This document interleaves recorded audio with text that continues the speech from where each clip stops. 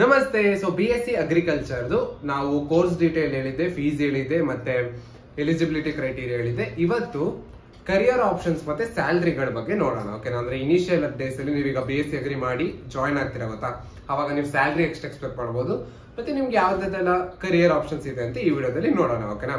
So ಏನಪ್ಪಾ ಅಂದ್ರೆ, so ಇವಾಗ BSc ಅಗ್ರಿಕಲ್ಚರ್ ನೀವು 4 years ಮುಗಿಸ್ತೀರಾ ಕರೆಕ್ಟ್, UG ಕೋರ್ಸ್ 4 year ಮುಗಿಸಿದ್ಮೇಲೆ ನೀವು ಹೈಯರ್ ಡಿಗ್ರಿ ಕೂಡ ಮಾಡಬಹುದು. ಇಟ್ಸ್ ಅ UG ಡಿಗ್ರಿ ಅಲ್ವಾ? ಸೊ ನೀವು ಹೈಯರ್ ಡಿಗ್ರಿ ಕೂಡ ಮಾಡಬಹುದು. ದಟ್ ಇಸ್ MSc ಅಗ್ರಿಕಲ್ಚರ್ ಅಂತ ಕರಿತೀವಿ.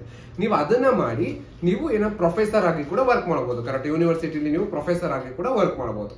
ಇಲ್ಲ ಅಂದ್ರೆ ಸೊ ನೋಡಿ, ಇಲ್ಲಿ ಎಷ್ಟೊಂದ್ ತರದ ಕೆರಿಯರ್ ಆಪ್ಷನ್ಸ್ ಇದೆ. ಏನಪ್ಪಾ ಅಂದ್ರೆ, ನೀವು ಅಗ್ರಿಕಲ್ಚರ್ ಆಫೀಸರ್ ಆಗಿ ವರ್ಕ್ ಮಾಡಬಹುದು, ಮತ್ತೆ ಅಗ್ರಿಕಲ್ಚರ್ ರಿಸರ್ಚ್ ಸೈಂಟಿಸ್ಟ್ ಆಗಿ ವರ್ಕ್ ಮಾಡಬಹುದು, ಅಗ್ರಿಕಲ್ಚರ್ ಡೆವಲಪ್ಮೆಂಟ್ ಆಫೀಸರ್ ಆಗಿ ವರ್ಕ್ ಮಾಡಬಹುದು, ಮತ್ತೆ ಅಗ್ರಿಕಲ್ಚರಲ್ ಟೆಕ್ನಿಷಿಯನ್ ಆಗಿ ವರ್ಕ್ ಮಾಡಬಹುದು, ಮತ್ತೆ ಅಗ್ರಿಕಲ್ಚರಿಸ್ಟ್ ಆಗಿ ವರ್ಕ್ ಮಾಡಬಹುದು ಕರೆಕ್ಟಾ, ಮತ್ತೆ ಬಿಸ್ನೆಸ್ ಡೆವಲಪ್ಮೆಂಟ್ ಎಕ್ಸಿಕ್ಯೂಟಿವ್ ಇದು ಕೂಡ ಆಗಿ ವರ್ಕ್ ಮಾಡಬಹುದು. ಓಕೆನಾ? ಆಮೇಲೆ ಅಂದ್ರೆ ಇದು ಬಿಗಿನರ್ಸ್. ಈಗ ನೀವು ಇವಾಗಿನ ಮುಗಿಸಿದಿರ BSc AG, ಸೊ ಹೋದಾಗ ನೀವು ಇಷ್ಟೆಲ್ಲ ಜಾಬ್ ಮಾಡಬಹುದು. ಓಕೆನಾ? ನೋಡಿ ಎಷ್ಟು. ಆಮೇಲಿಂದ ಎಕ್ಸ್ಪೀರಿಯನ್ಸ್, ಸ್ವಲ್ಪ ಎಕ್ಸ್ಪೀರಿಯನ್ಸ್ ಆದ್ಮೇಲೆ ಏನೇನ್ ಮಾಡಬಹುದು ಅಂದ್ರೆ, that is agriculture plantation manager ಆಗಿ ವರ್ಕ್ ಮಾಡಬಹುದು, ಅಗ್ರಿಕಲ್ಚರ್ ಆಫೀಸರ್ ಆಗಿ ವರ್ಕ್ ಮಾಡಬಹುದು, ಮತ್ತೆ ಏನದು ಸೀಡ್ ಆಫೀಸರ್ ಆಗಿ ವರ್ಕ್ ಮಾಡಬಹುದು, ಅಗ್ರಿಕಲ್ಚರಲ್ ರಿಸರ್ಚ್ ಆಫೀಸರ್ ಆಗಿ ಕೂಡ ನೀವು ವರ್ಕ್ ಮಾಡಬಹುದು. ಸೊ ನೆಕ್ಸ್ಟ್ ಈಗ ಏನಪ್ಪಾ ಅಂದ್ರೆ, ಬರೀ ಅಗ್ರಿಕಲ್ಚರ್ ಸೆಕ್ಟರ್ ಅಲ್ಲೇನಾ? ಸೊ ನಾವ್ ಇನ್ ಎಲ್ಲಾದ್ರೂ ವರ್ಕ್ ಮಾಡಕ್ ಆಗಲ್ವಾ? ಈಗ BSc AG ಮಾಡಿದೀವಿ, ಬರೀ ನಾವ್ ಹಂಗಾರೆ ಅಗ್ರಿಕಲ್ಚರ್ ಆಫೀಸರ್, ಸೀಡ್ ಆಫೀಸರ್ ಇಲ್ಲಿಗೆ ರಿಸ್ಟ್ರಿಕ್ಟ್ ಆಗಿದೆ ಅಂದ್ರೆ ನೋ.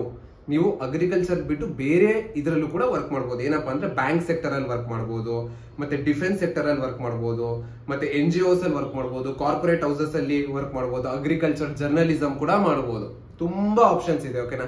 ಆಮೇಲೆ BSc AG ಮಾಡ್ತಾ ಎಷ್ಟೊಂದ್ ಜನ ಏನ್ ಮಾಡ್ತಾರೆ ಅಂದ್ರೆ, ನೀವೇನಾದ್ರು ಇದು IAS UPSC ಎಕ್ಸಾಮ್ಸ್ ಕೊಡ್ಬೇಕಂದ್ರೆ ಅದಕ್ಕೂ ಕೂಡ ಪ್ರಿಪೇರ್ ಆಗ್ತಾರೆ. ಓಕೆನಾ? ಸೊ ಎಷ್ಟೊಂದ್ ತರ ಆಪ್ಷನ್ಸ್ ಇದೆ ನಿಮ್ಗೆ.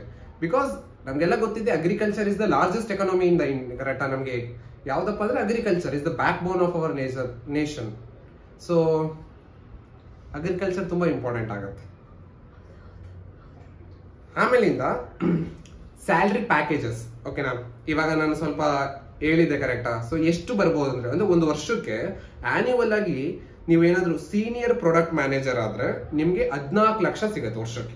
ಓಕೆನಾ? ವರ್ಷಕ್ಕೆ 14 ಲಕ್ಷ ಸಿಗುತ್ತೆ. ನೀವೇನಾದ್ರೂ ಅಗ್ರಿಕಲ್ಚರಲ್ ಸ್ಪೆಷಲಿಸ್ಟ್ ಆಗಿದ್ರೆ 4.4 ಲಕ್ಷ. ಓಕೆನಾ? ಅಂದ್ರೆ 4.4 ಲ್ಯಾಕ್ ಪರ್ ಆನಮ್. ನಾನು ಹೇಳ್ತಾ ಇರೋದು ಇದು ವರ್ಷಕ್ಕೆ, ಒಂದ್ ತಿಂಗಳಿಗಲ್ಲ. ಆಮೇಲಿಂದ ಕ್ರೆಡಿಟ್ ಮ್ಯಾನೇಜರ್ ಆದ್ರೂ ನಿಮ್ಗೆ 4.5 ಲಕ್ಷ ಪರ್ ಇಯರ್. ಓಕೆನಾ? ಇದೆಲ್ಲ ಇನಿಷಿಯಲ್ ಡೇಸ್ ಅಲ್ಲಿ. ಆಮೇಲೆ ಹೋಗ್ತಾ ಹೋಗ್ತಾ ನಿಮ್ಗೆ ಸ್ಯಾಲರಿ ರೈಸ್ ಆಗುತ್ತೆ. ಆಮೇಲಿಂದ ಕೆಲವೊಂದಿಷ್ಟು ಪ್ರೈವೇಟ್ ಕಂಪನೀಸ್ ಇದಾವೆ ಕರೆಕ್ಟಾ? ಸೊ ಅಲ್ಲಿ ಕೂಡ ನೀವು ವರ್ಕ್ ಮಾಡಬಹುದು ಕರೆಕ್ಟಾ? ಯಾವುದು?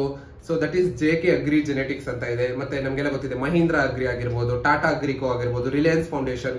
ಸೊ ಇಲ್ಲೆಲ್ಲ ಏನಾಗಿರುತ್ತೆ ಅಂದ್ರೆ ವರ್ಷಕ್ಕೆ 9 ಲಕ್ಷ, 7 ಲಕ್ಷ, 5.5 ಲಕ್ಷ ಇಲ್ಲೆಲ್ಲ ನೀವು ವರ್ಕ್ ಮಾಡಬಹುದು. ದಟ್ ಈಸ್ ಅಸಿಸ್ಟೆಂಟ್ ಮ್ಯಾನೇಜರ್ ಆಗಿ, ಸೇಲ್ಸ್ ಅಸೋಸಿಯೇಟ್ ಆಗಿ, ಅಗ್ರಿಕಲ್ಚರ್ ಅಸೋಸಿಯೇಟ್ ಆಗಿ ಇದೆಲ್ಲ ನೀವು ವರ್ಕ್ ಮಾಡಬಹುದು. ಓಕೆನಾ? ಆಮೇಲಿಂದ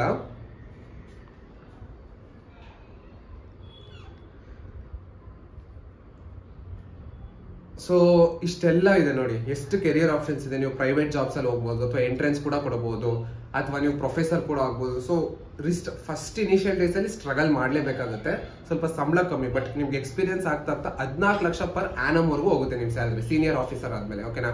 ಸೊ ನಿಮ್ಗೆ ಇನ್ನೂ ಏನಾದ್ರು ಡೌಟ್ ಇದ್ರೆ ಕಮೆಂಟ್ ಸೆಕ್ಷನ್ ಅಲ್ಲಿ ಕೇಳಿ. ಓಕೆನಾ?